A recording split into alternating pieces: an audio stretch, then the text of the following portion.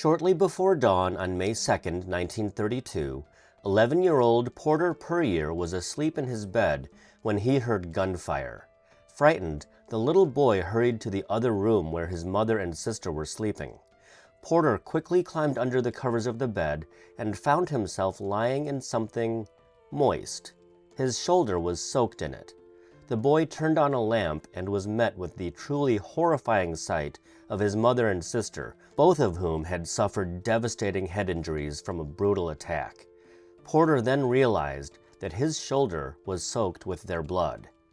This was, more or less, the court testimony of Stanley Puryear's son as he described the night that violence consumed the Puryear house.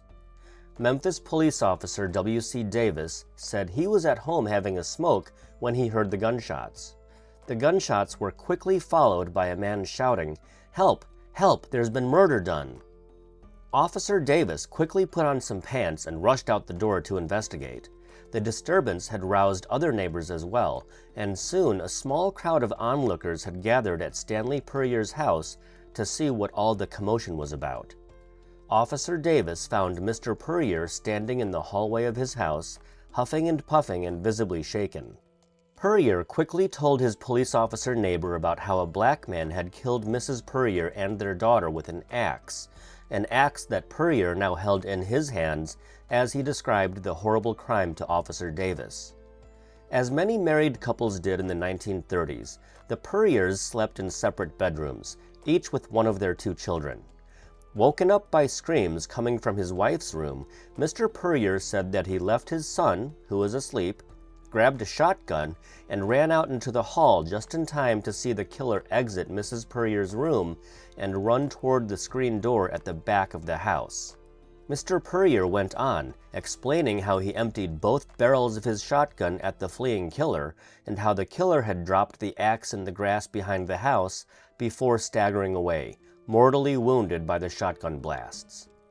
Aurelia Puryear and their little girl, 8-year-old Aurelia Xenia Puryear, had been viciously murdered, but the man accused of this heinous crime wouldn't live long enough to tell about it. Or so Stanley Puryear thought. My name is Michael, and this is the story of a man whose plan to get away with murder was to commit another murder. And despite his bumbling stupidity, he nearly got away with it. In fact, I would argue that he kind of did get away with it. More on that later. Now, before we get started, I want to address some of the language that you're going to see in this video through newspaper articles and headlines.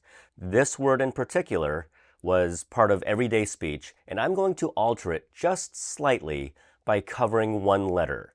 And I'm doing this for reasons that relate to YouTube's content guidelines, as well as trying to be respectful of modern sensitivities. However, I am not going to cover this word from view.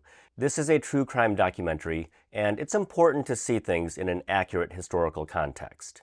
I thank you in advance for your understanding, and the full newspaper article from my thumbnail is available at grimsilence.com, and if you're interested in true crime that is a little bit older and more obscure, please be sure to like and subscribe.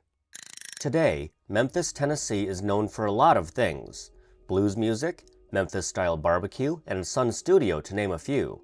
But in 1932, Memphis was known for something else: homicides. And in May of that year, 3 homicides were committed at the home of the Puryear family. The mother, 38-year-old Aurelia Puryear, was a devout Christian and an active member of St. Thomas Catholic Church, located just down the street from the Puryear house.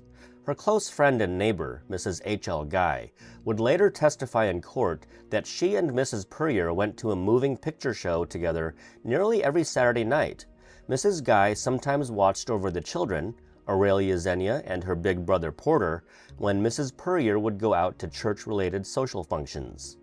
And Mrs. Puryear, being the good Christian woman that she was, took both children to church with her every Sunday. Very little has been published about 27-year-old Will Jamison, the third victim in this tragedy, except that he lived with his aunt Susie Jamison on Winchester Road, not far from the site that would later become Graceland, Elvis Presley's home.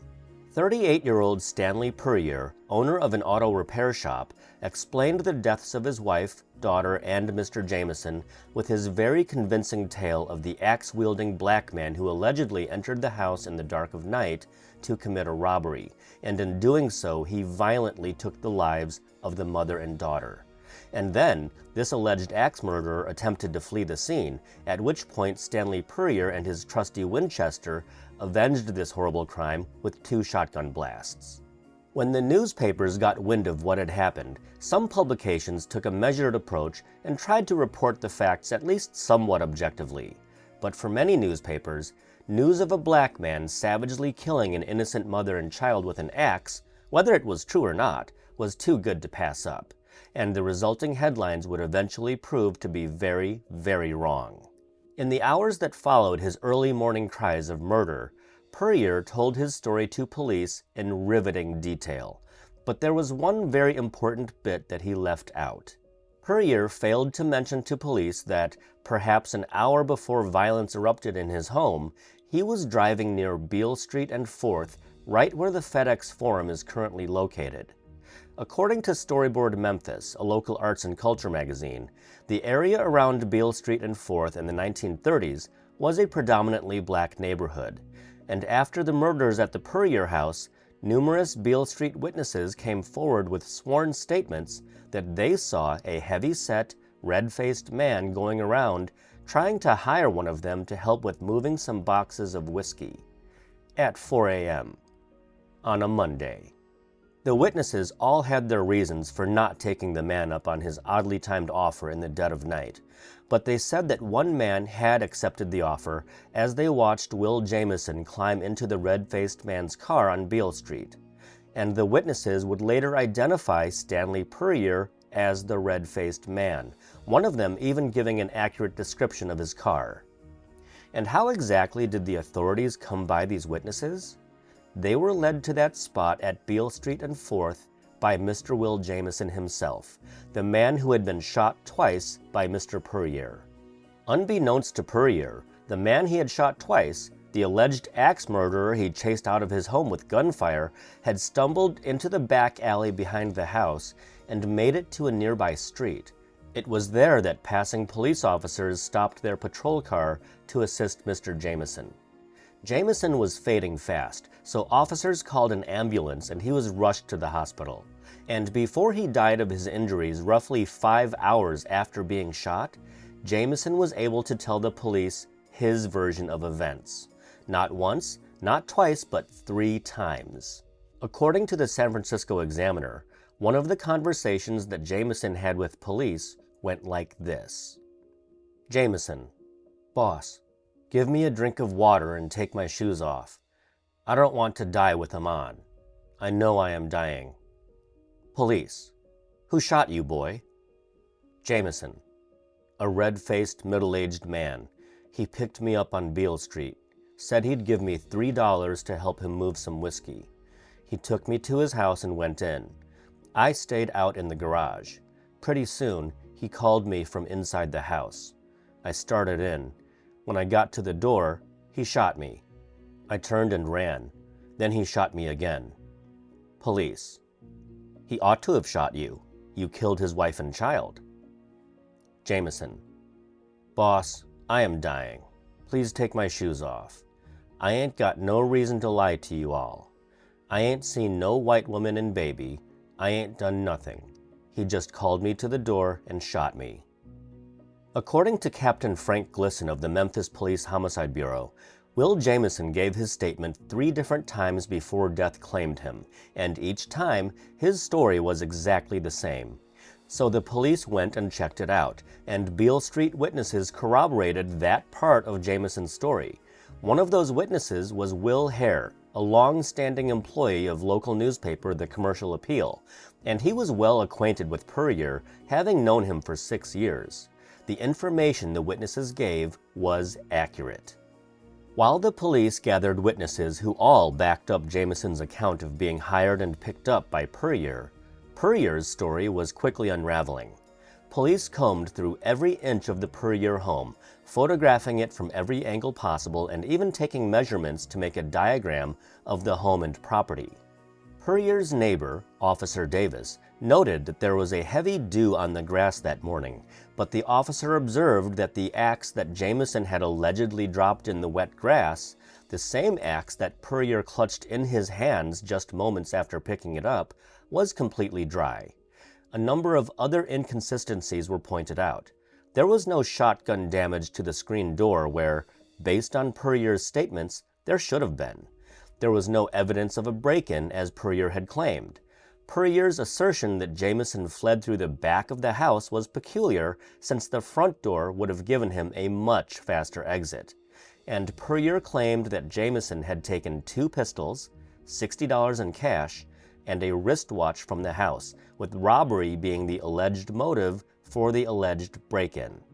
When the mortally wounded Jamison was picked up by police, he had no such items in his possession. Of the various items that Puryear claimed had been stolen, the only item that was located was the wristwatch. It was in Stanley Puryear's pocket. Puryear also claimed that he had gone to his auto repair shop at around 2 a.m., perhaps to explain why he might have been seen driving around town, but the night watchman had not seen him. Furthermore, an examination of the injuries to Mrs. Puryear and little Aurelia Xenia led to the conclusion that the victims' heads were injured in such a way that they could not have screamed, directly contradicting Stanley Puryear's claim that he heard his wife's screams coming from the bedroom. And not long after news of the axe murders broke, a juicy little tidbit started making the rounds in the local press. Puryear was allegedly involved with another woman. The woman with whom Puryear was said to be carrying on was Mary Sunshine Walker, reportedly 26 years old. Sunshine, as the public would come to know her, was the star of the trial in which Stanley Puryear was charged with the murder of Will Jamison. Prosecutors decided to charge him separately in 2 other trials for the murders of his wife and daughter. Those murders, of course, figured heavily into the trial for murdering Will Jamison, as all 3 murders were interconnected. The prosecution held up Sunshine as Puryear's motive for killing Mrs. Puryear and their little girl, and attempting to pin those murders on Jamison. Of course, Sunshine and Puryear himself both denied having an affair, but witnesses testified that Puryear had given Sunshine a scandalous pair of red pajamas and a silk nightdress as gifts. There was also testimony from a surprise visitor to Sunshine's home that she saw Puryear in Sunshine's bed, and Sunshine herself was clad in slinky lingerie. And then there was the matter of the recently divorced Sunshine's impatience to get remarried, and she was threatening to marry another man if Puryear remained unavailable. Mrs. Puryear had previously refused to grant her husband a divorce, citing her strong religious beliefs, leaving poor Mr. Puryear in a lurch. Various witnesses to Jamison's deathbed statements about what he said happened were also called to testify, but apparently not all of these witnesses were called, a move the prosecution would later regret. The trial, which had turned into quite the public spectacle, dragged on for close to 3 weeks.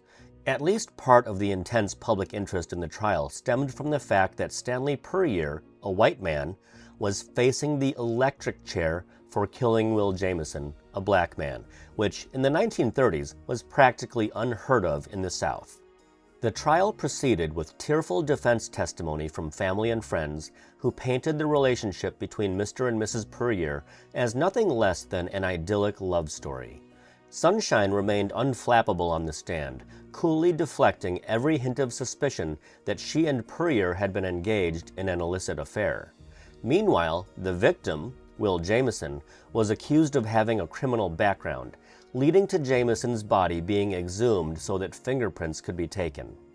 Jamison was found to have had no criminal record whatsoever. As the trial reached its conclusion, the prosecution hammered home the motive of dumping Mrs. Puryear for that saucy minx they called Sunshine.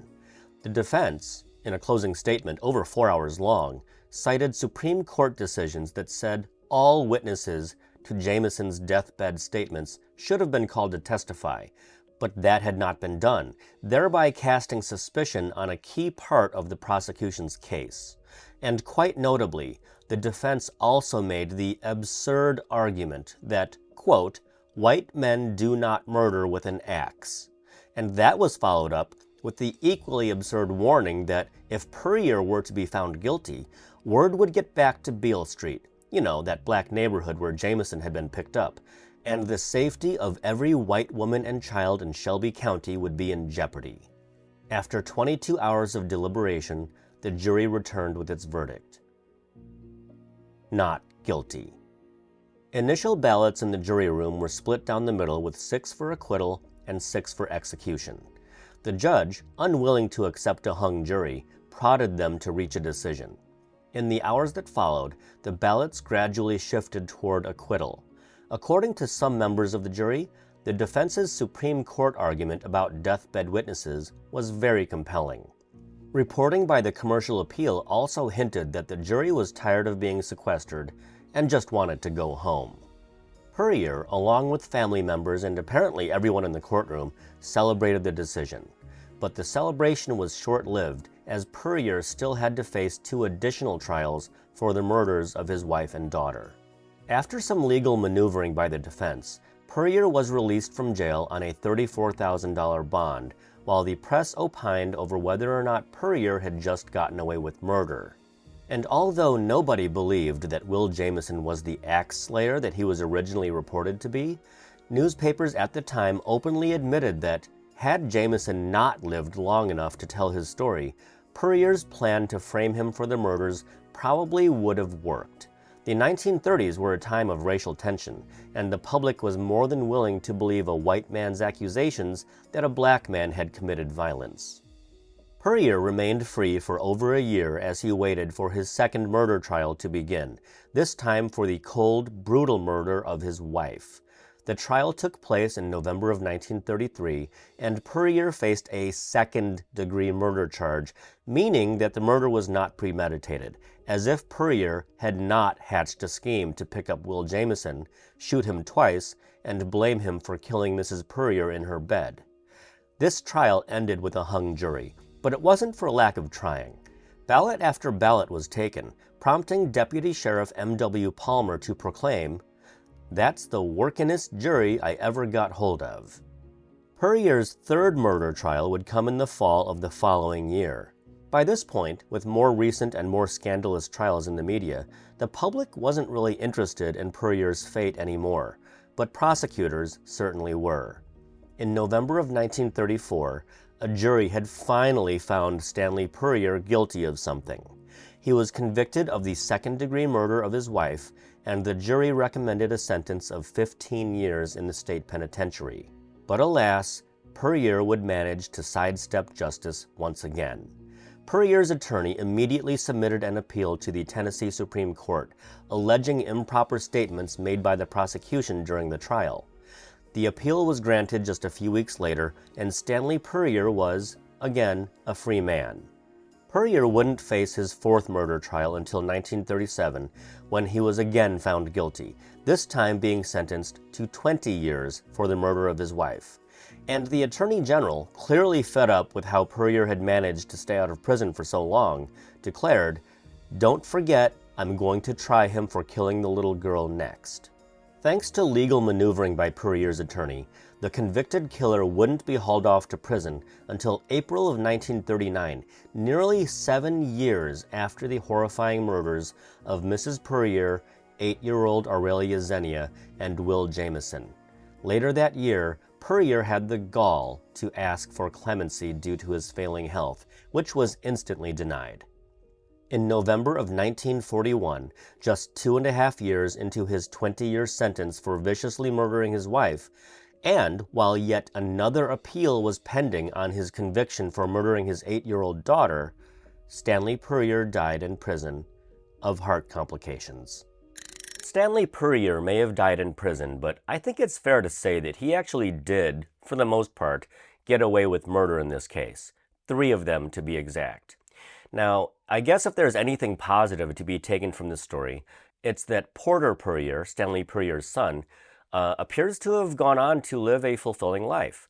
He carried on his father's auto business, he became a great-grandfather, and he died in 2003 at the age of 82.